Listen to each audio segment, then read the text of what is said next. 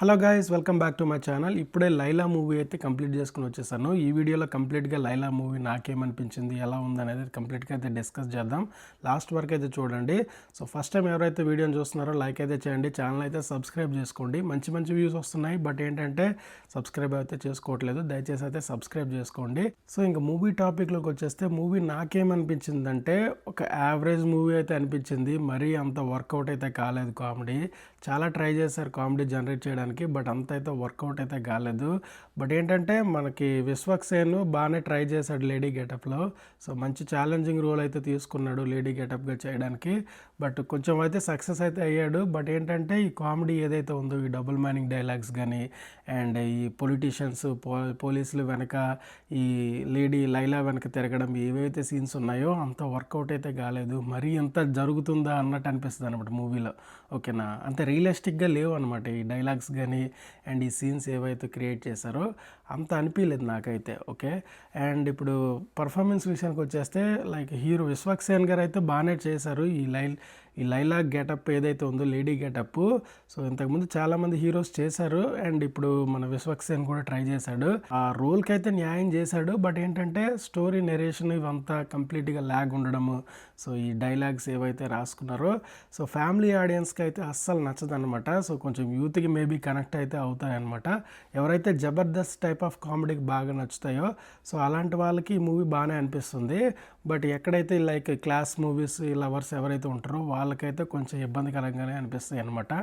And ఇంకా coming to heroine విషయానికి వచ్చేస్తే, హీరోయిన్ అసలు లైలానా లేకపోతే వేరే హీరోయిన్ ఎవరైనా ఉన్నారా అన్నట్టు అనిపిస్తుంది అనమాట. అసలు హీరోయిన్కి అసలు కంప్లీట్గా అసలు స్కోపే లేదు మూవీలో.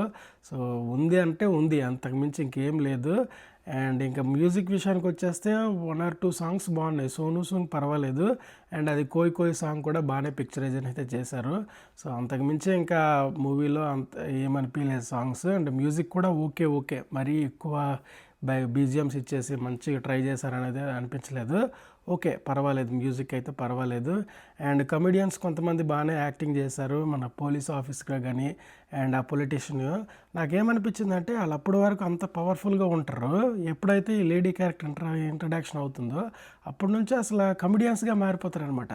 మరీ అంత పవర్ఫుల్ పోలీస్ ఆఫీసర్ పొలిటీషియన్గా ఉన్న వాళ్ళు ఒకసారి అంత సడన్ చేంజ్ ఎలా అవుతారనేది అసలు ఇల్లాజికల్ థింగ్ అనిపిస్తుంది అనమాట. మళ్ళీ ఎక్కడైతే లాస్ట్కి క్లైమాక్స్లో ట్విస్ట్ రివీల్ అవుద్దో అప్పుడు మళ్ళీ పవర్ఫుల్ అయిపోతారు అనమాట. సో అట్లా, సో అంత రియలిస్టిక్గా అయితే అనిపించలేదు.